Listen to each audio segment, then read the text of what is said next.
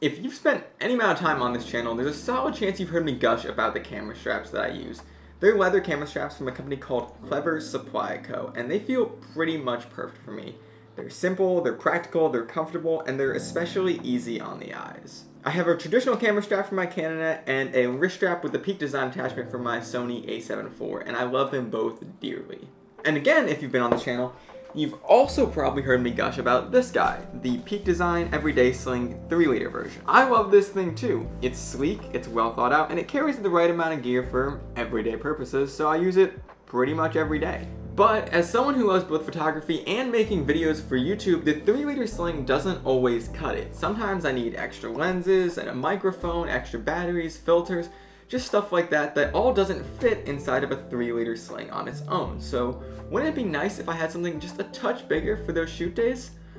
Well, there is a solution for that, and it happens to be the 6-liter Sling by Clever Supply Co.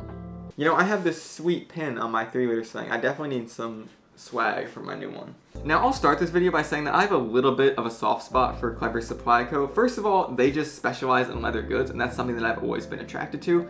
But also, it's a brand from Louisville, Kentucky, where I went to school for 4 years, so all of these pieces feel a little bit like home to me. But I've always appreciated the idea behind Clever Supply Co. They aim to make camera straps that are as beautiful as the cameras that they hold to enhance the overall experience. The way this idea manifests is soft leather camera straps that feel good on the initial use but get even better with time. I've had my Clever Supply Co. camera straps for about 2.5 years now, and they feel better every single day. But the question now is, how does this philosophy apply to something like a sling?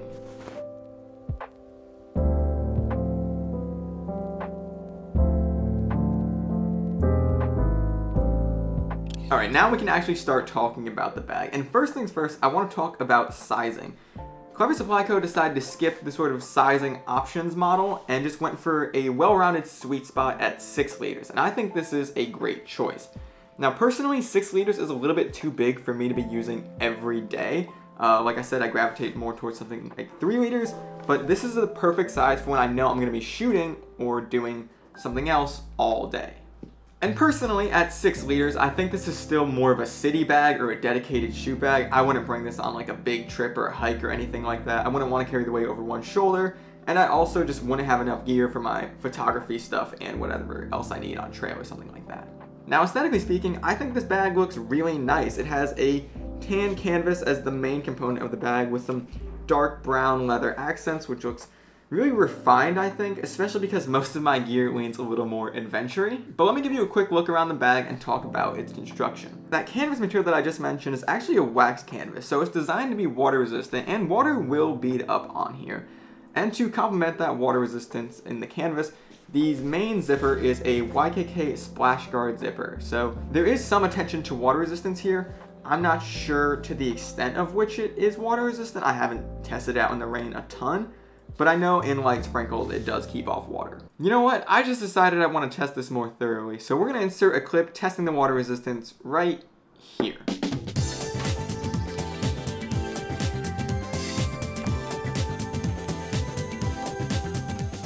So as you can see, it definitely beads up at first and then gets a little more saturated. Now let's take this back into the better light. Now, I'm not saying this is a very complete test, but even after this starts to soak through and you get past the beating up phase, the inside is still completely dry. Now this front pocket gets a little more wet on the inside than in here, but this stayed surprisingly dry, like completely dry. Not bad. At the bottom of the sling, there's a long piece of leather with something sturdy underneath here. I'm not sure what it is, but this keeps the bag standing upright on its own, which is nice. There's also 3 grab handles on here, 1 on each of these sides and 1 on the back, and I find myself using these much more often than I thought, and they feel really secure, which is nice. They're not wimpy or anything like that. They feel very securely attached. And like I said, I reached for them a lot more than I thought I would. And as you can see here, there's 2 little flaps as points of contact for the sling. It has this sort of twisty mechanism in here, so it gets the nice comfortable fit on you, just kind of by default. And then on the front here, there's a sort of hidden zipper, which isn't good for much of anything that's not flat. but it does make a good pocket for a bag of jasmine tea. Now you could put something like your phone in here, but I don't love to put my phone in the outside of my bag. And all the zippers also have these little paracord pulleys, which I appreciate because I think they make the zippers just a little bit easier to deal with. Now digging into the Sling, we mostly have one main compartment, and it's really just all right here. The Sling comes with two of these padded dividers, two mini pockets on the inside, a tablet pouch that fits up to an 11-inch tablet, so I have my 11-inch iPad Air in here right now, and then this pouch up top. This zippered pocket up top is made of some kind of stretchy material, so it's somewhat expandable. And there's also these kind of elastic loops in here that are good for holding things like camera batteries firmly in place. Now going back to the dividers, these things feel like a similar canvasy material, but maybe not wax. They feel a little bit softer. They're pretty plush. They have something firm in the middle to keep them rigid. And around three of the sides, they have Velcro plates. These Velcro sort of plates keep these things really firmly in place. They do not budge at all, which I really appreciate. And the padding is good because it keeps your gear protected, but a little bit of a downside because it does eat into the limited volume of the bag. And these dividers also have a sort of special feature. With these pieces of leather that you can see are sewn in here, they're actually divided into two sections on each, so you can store SD cards in here.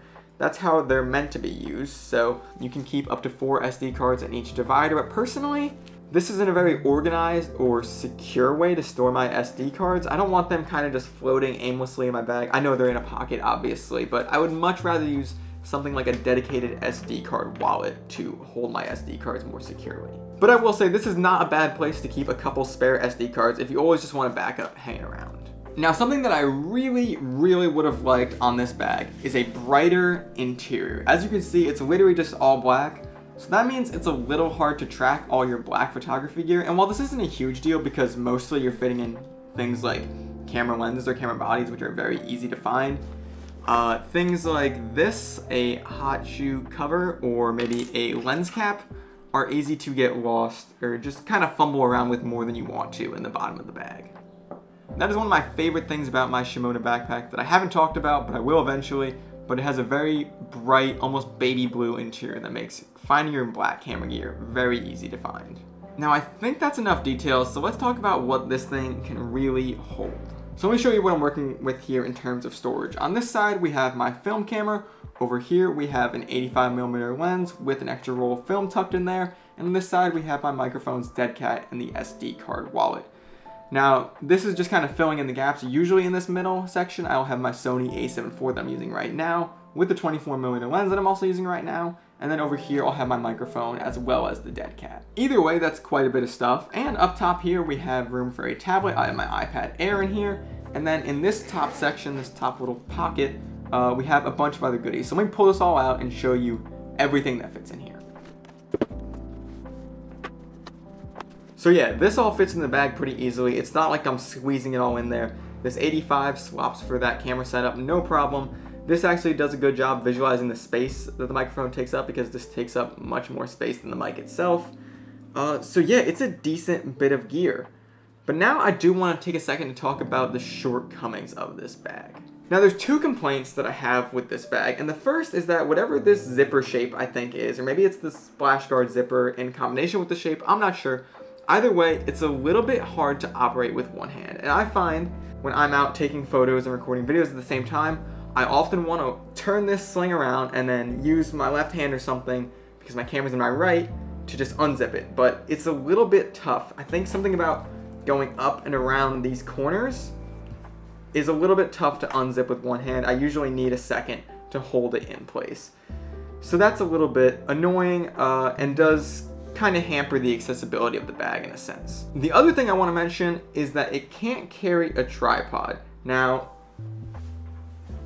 Peak Design has spoiled us a little bit because I think being able to carry a tripod very well on a 3-liter Sling is a pretty ridiculous expectation to have, but I mean, I carry my tripod all the time with this thing and it feels awesome. It's just such a convenient way to carry around a kind of cumbersome piece of gear. So that is something I really wish I had on this bag, and honestly to the extent that I'm considering doing some sort of rigging to carry a tripod in the same way that I would with the Peak Design on this thing. And the last thing I want to touch on with this bag is comfort. How does it feel when you're actually using it? And I think it's very comfortable. The strap has this kind of extra padded segment on it that's dedicated to go, I think, across your chest. That's how I wear it. And that's very comfortable. I will say it's not at its best when it's carrying a tablet. I think carrying a tablet makes it a little stiff in the back here. But this also could be because I'm a very small person and this bag takes up pretty much the entirety of my width when it's on me. So I feel like it's forced to just kind of go completely flush across my whole body rather than maybe like finding a more comfortable or ergonomic way to sit on my body. So yeah, I'm not sure if that makes sense or not, but it's definitely a little less comfortable when it has the tablet stuffed in there. And the final, like for real final thing to talk about is this bag worth it? I got this bag on Kickstarter for I think it was like $210, and I think it'll go on full retail eventually for like $250.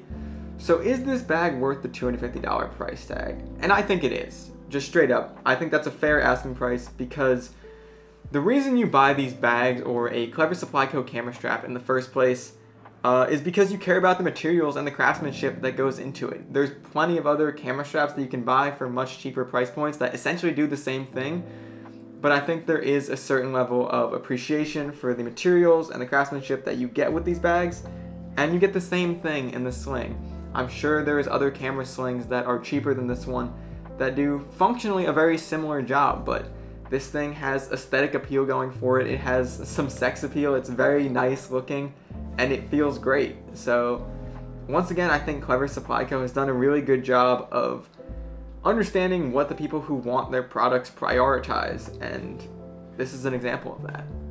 And I've definitely seen a lot of comments and my own comparisons comparing this to the Peak Design slings, but honestly, I don't know if that's the best comparison. For me, I think this is more of like a modernized Billingham bag than the Peak Design bag. It might function similarly, but I think you buy it for more similar reasons that you would buy the Billingham than you would the Peak Design bag. I don't know, maybe I'm saying too much, maybe I'm overthinking it. Pretty much, you buy this bag because you want a nice looking and comfortable way to carry your camera gear. And this does just that the same way every Clever Supply Co. product does, in my opinion. And I think that's that. So thank you guys so much for watching. I really appreciate it. If you enjoyed this video, be sure to comment, subscribe, the usual, and check out my new Substack newsletter. I'll have that link down in the description below. You can go there and read about my ramblings, get new videos, updates, stuff like that. I need more coffee, I think. I'm dying out. Thank you guys for watching. I'll see y'all in the next one real soon.